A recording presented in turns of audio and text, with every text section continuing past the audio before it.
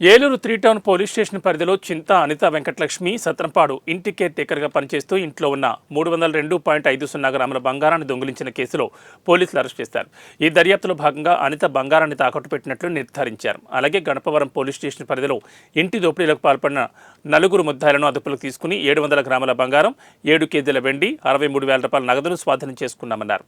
వీటి మొత్తం విలువ 70 లక్షల వరకు ఉంటుందని జిల్లా ప్రతాప్ శివకిషోర్ తెలిపారు.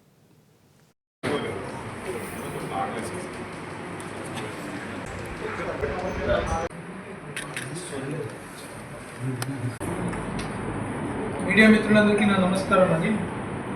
ఇవాళ మన Eluru sub division police officer Shravan Kumar గారు, తర్వాత వాళ్ళ సిఐస్, ముఖ్యంగా మన సిఐ గణపవరం సుభాష్, తర్వాత సిఐ భీమడోలు, తర్వాత సిఐ ఏలూరు 3 టౌన్, తర్వాత మళ్ళీ ఆకివీడు సిఐ గారు వెస్ట్ గోదావరి అందరూ కూడా ఒక మంచి దొంగల ముఠాన్ని పట్టుకొని చాలా పెద్ద ఎత్తున బంగారు, వెండి సీజ్ చేయడం జరిగింది. ఈ వేర్వేరు కేసుల్లో గల ముద్దాయిలు వీళ్ళు. ముఖ్యంగా ఈ హౌస్ బ్రేకింగ్ జరిగిన దాంట్లో ఈ 4 ముద్దాయిలు ఉన్నారు.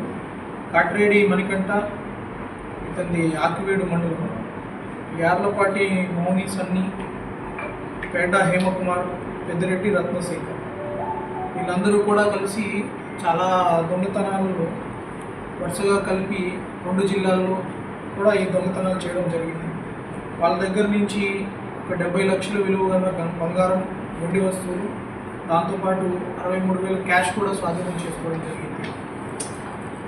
వీళ్ళ దగ్గర స్వాధీనం పరుచుకుని 700 గ్రాముల బంగారం, ఒక 7 కిలోల వెండి కూడా వీళ్ళ దగ్గర తీసుకున్నారు. సో వీళ్ళ మీద పశ్చిమ గోదావరి, భీమడోలు, గణపవరం ఇవన్నీ కలిపి ఒక 10 కేసుల వరకు వీళ్ళు ముద్దాయిలుగా ఉన్నారు. ఫస్ట్